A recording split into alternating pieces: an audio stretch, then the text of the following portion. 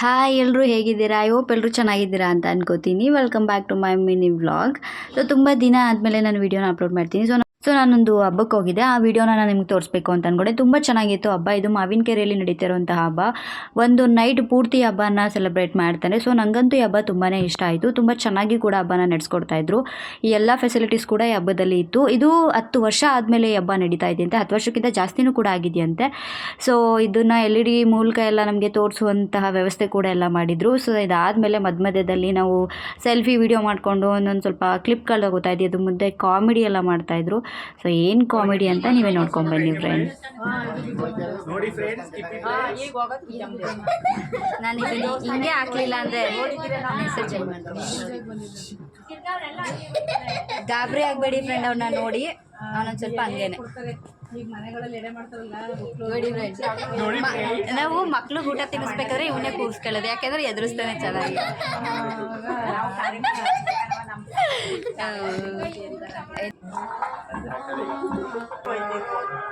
ಅದನ್ನ ಈಗಲೂ ಕಂಟಿನ್ಯೂ ಮೂವತ್ತ 4 ವರ್ಷವೇನೋ ನಮ್ಮೂರು ಕರೆಂಟ್ ಬಂದು ನಮ್ಮ ರಾಮಚಂದ್ರ ಹುಟ್ಟಿದ ದಿವಸ ನಮ್ಮೂರು ಕರೆಂಟ್ ಹಿಡಿತಾ ಇದ್ರು. ಆಗ ಬಂದಿರೋದು ಮೊದಲಿತ್ತು ಅವೇಟ್ ಮಾಡಿದ್ರಲ್ಲ ನಿಮ್ಮೂರವರು ಉಳಿಸೋದ್ರಲ್ಲ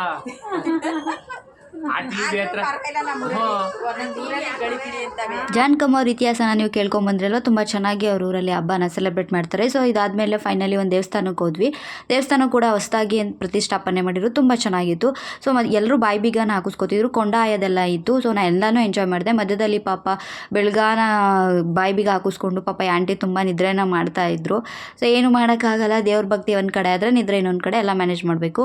ಸೊ ಯಾರ್ಯಾರು ಈ ಹಬ್ಬಕ್ಕೆ ಬಂದಿರಿ ಅಂತ ನನಗೆ ಕಮೆಂಟ್ ಮಾಡಿ ತಿಳಿಸಿ. ಯಾರಾದರೂ ಆ ಊರವರು ನನ್ನ ವೀಡಿಯೋಸ್ನ ನೋಡ್ತೀರಾ ದಯವಿಟ್ಟು ಕಮೆಂಟ್ ಮಾಡಿ ತಿಳಿಸಿ. ಶೇರ್ ಮಾಡಿ, ಕಮೆಂಟ್ ಮಾಡಿ, ಲೈಕ್ ಮಾಡಿ ಅಂತ ಹೇಳ್ತಾ ಸೊ ಫೈನಲಿ ನೀವು ಕೇರಳ ಡ್ರಮ್ಸ್ನ ವಿಡಿಯೋನ ನೋಡಿ ಎಂಜಾಯ್ ಮಾಡಿ ಅಂತ ಹೇಳ್ತಾ ಇದಾಗಿತ್ತು ಇವತ್ತಿನ video. Thank you so much for watching.